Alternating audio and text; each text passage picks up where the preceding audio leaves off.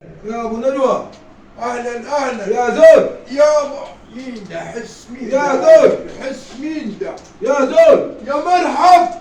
ايش يا عمل يا زول؟ واي واي واي واي واي واي واي هيرو. ايه يا عمل يا زول؟ الحي بيك يا هيرو. لك يا زول، هالساعة لك يا زول. يا هيرو. ايه يا عمل يا زول؟ انا قلت مات. حاشا يا وكلمة. عامل اتفضل يا اتفضل. زول. يا هلا يا هلا يا هلا. يا عامل يا هيرو. الحمد لله يا زول. اقعد على حكالها يا راجل. لا بقضي حاجتي يا انا. عم اقعد. بقضي حاجتي انا. ايه حاجتك دي؟ الشوف ضمها الحمام. لا هنا في الأوضة بنعمل حاجتنا احنا. لا يا راجل حرام عليك دي عفانة. لا ولا حاجة يا زول. وي وي وي. ايه الريحة دي يا اخي؟ ايه عامل؟ الحمد لله يا زول. كويس. الحمد لله يا زول. يا اخي اتصل بيك واقول يا هيلو ما تردش علي عمل يا زول، عمل.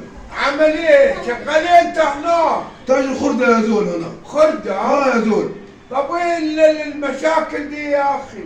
ما جدع اسكت. جاي لك عشان كده انا يا زول.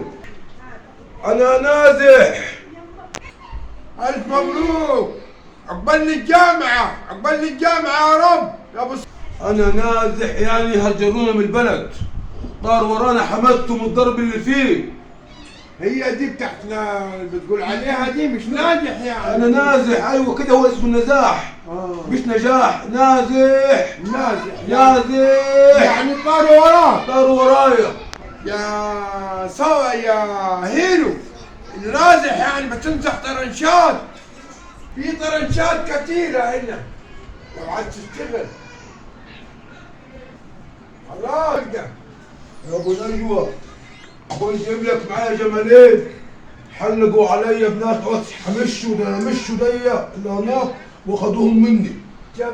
جمالين كبار يا ابو نجوى، اخذوهم مني يا ابو اتصل نجوى. بيك عشان تبعت لي جمل حتى. يا ابو نجوى. اتصل بيك يا ابو القصب. اه عشان اشتغل بيك وانت عارف الظروف. واقول صاحبي كل ما اكلمك القى مقفول. تروح فين وادي يا زول؟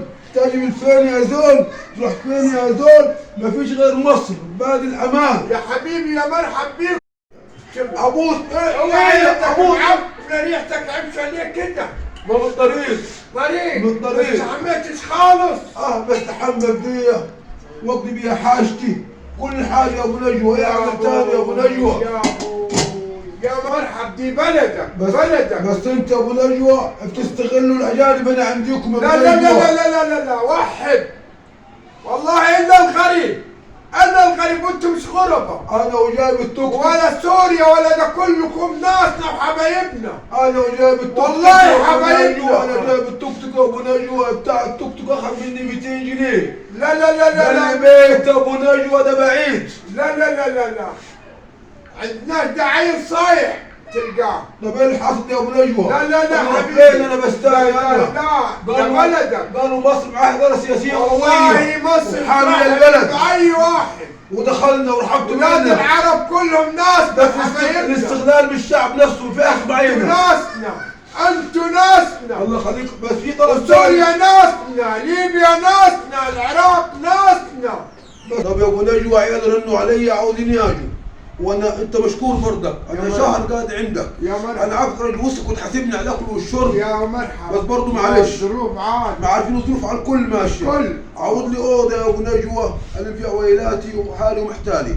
يا مرحبا. هي كان على السكن فيه تمام، في اوضه وفيها حمار عرض تمام، وجرها يعني قليل حلو ورخيص 7000 جنيه.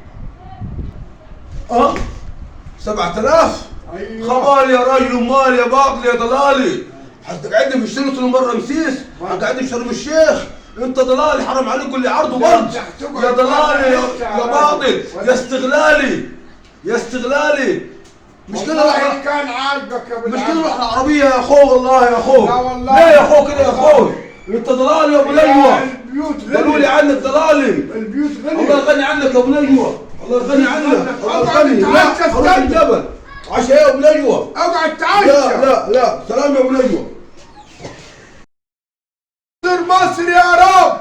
يا اخواننا الاستغلال لا، الاستغلال لا. راعوا الضيوف، راعوا الغلابه. الضيوف دول جايين عند دين مصر، جايين عند مصر. ام الكرم، ام الكرم، ام الكرم، ام الخير. عمر واحد يخش فيها ولا يتهان. عمر ما دخل واحد فيك يا مصر وتهان. الله اكبر، الله اكبر على مصر، الله اكبر على مصر. انصر مصر يا رب، انصر مصر يا رب، هي وضيوفها واي حد فيها غريب يا رب. يا رب ارزقنا برزقها يا رب.